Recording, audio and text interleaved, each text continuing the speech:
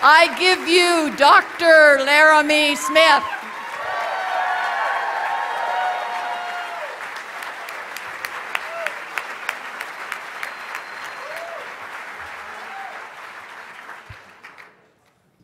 Wow, this is the best homecoming ever. Good evening. It is with an enormous sense of pride and privilege that I get to stand here before you tonight. And not as Dr. Laramie Smith, not as a new assistant professor in global public health, and not as a scientist and activist committed to improving the health and well-being of communities like ours who are affected by HIV and AIDS. While it feels simply amazing to stand before all of you with those accomplishments and those blessings in hand, I stand here tonight, much as I did 16 years earlier, as a scholar who was given an incredible opportunity to embody these achievements, an opportunity that was given to me by you, my community. So tonight I would like to take you on a very brief journey of how my 4 years of scholarship with the GSBA came to be and the impact that it continues to have on my life.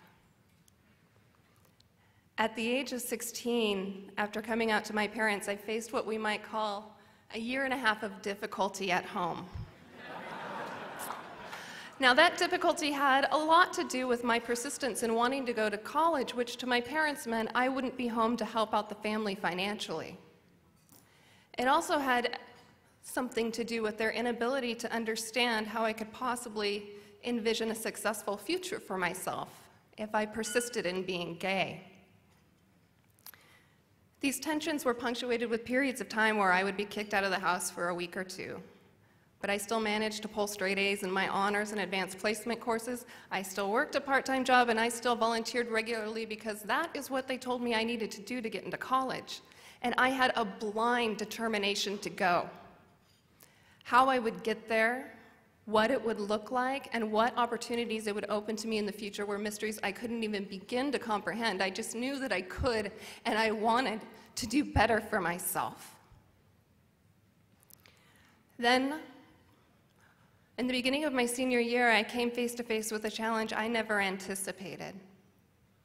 One evening I came home and my parents told me that I could leave my keys with them in the morning and learn what it meant to support myself in my life choices without the help of family. This time it was different.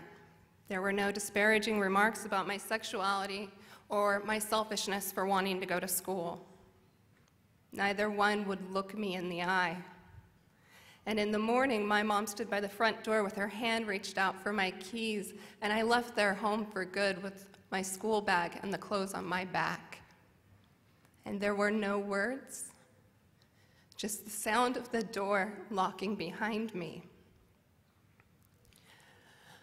But it turns out I was one of the lucky ones because my best friends, conservative, Catholic, Republican parents, took me in with open arms. And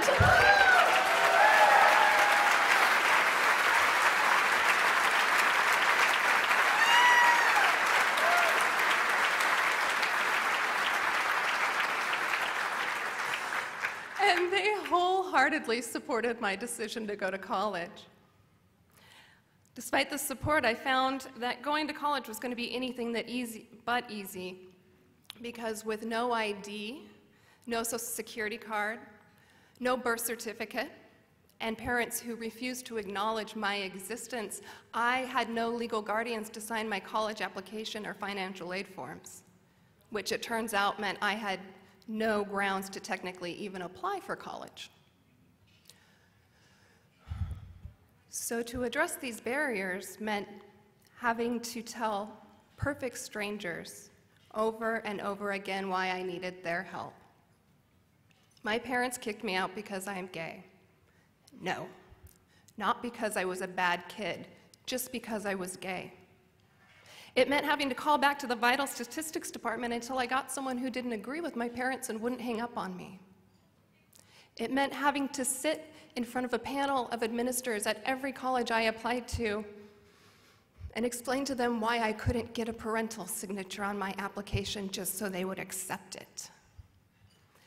And ultimately, it meant having to listen to myself repeatedly say that my own family did not think I was worthy of this endeavor. And it was heartbreaking, and it was humiliating.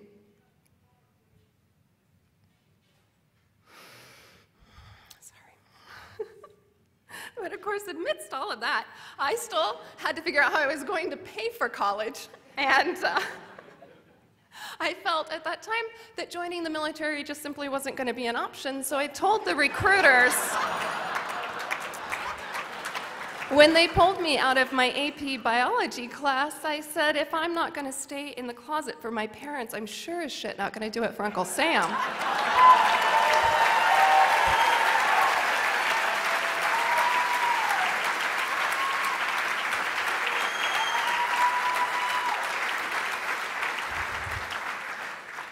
Then during that time, different mentors and allies and people who just knew I was struggling to find a way to college started to tell me about this GSBA Scholars program. It was for the gay kids, and I should consider applying. In one of these encounters, I was actually given the printed application, and I recall sitting at my friend's house looking at it for a while. Okay, Laramie. Here we go. Tell your story one more time. Humiliate yourself and cry in the face of strangers. I needed options, so I applied. As the school year progressed, things started to fall into place. I stopped reaching out to my parents, and I started caring for myself more. I also had saved enough money to apply to 2 in-state colleges and was formally accepted to both. However, my admissions hinged on whether or not I could meet my unmet financial need. Thankfully, I had been invited to interview for the GSBA Scholars program. But when I arrived, it was so obvious that there were way more of us than there were scholarships to be awarded. So when that letter came, and I knew that I had enough in scholarships to meet my unmet financial need, and my dream was actually going to happen, I was over the moon. And in that letter, it also said that there was to be an awards dinner, and that I and a guest were invited. But I was a little bit more hesitant about that. Would I have to tell my story again and cry in the face of strangers? However, I had no problem in choosing who to take with me. After all, I needed a ride, so my best friend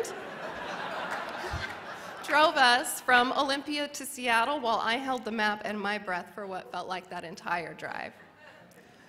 We finally arrived at an old school auditorium and went through the back door and down this dimly lit hallway and turned the corner.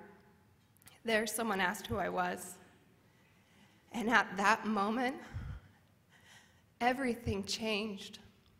His face lit up, and he embraced me in this hug that was so hard and so sudden, a flush of panic went over me until I could actually understand what he was saying. We are so proud of you, Laramie, and we are so honored to have you here tonight. And this same scenario played out over and over again with everybody that I was introduced to, and I started to wonder if maybe this wasn't the real payoff. More than the monetary assistance, this is what it felt like to have unconditional love and support. And this is what it feels like to have a community, no longer strangers, genuinely value who you are in your entirety and believe in your ability to succeed. I left that scholars dinner, and I was changed in the way that I saw myself as a freshman entering Western Washington University. I was not going to college just because I believed I should go. I was going to college because the LGBT community believed that I could succeed. And I found that through that personal connection, I started to push my self-expectations and my definitions of success further than I could have ever dreamed as an applicant in 1999. I pushed myself out of my comfort zone and into volunteer activities, and ultimately into leadership positions at my university. I pushed myself through graduate school and into a career where I feel like I can give back to my community in a meaningful way. And tonight, I hope to convey to you my deepest gratitude for that opportunity and the strength that your support has lent me in this journey. Thank you.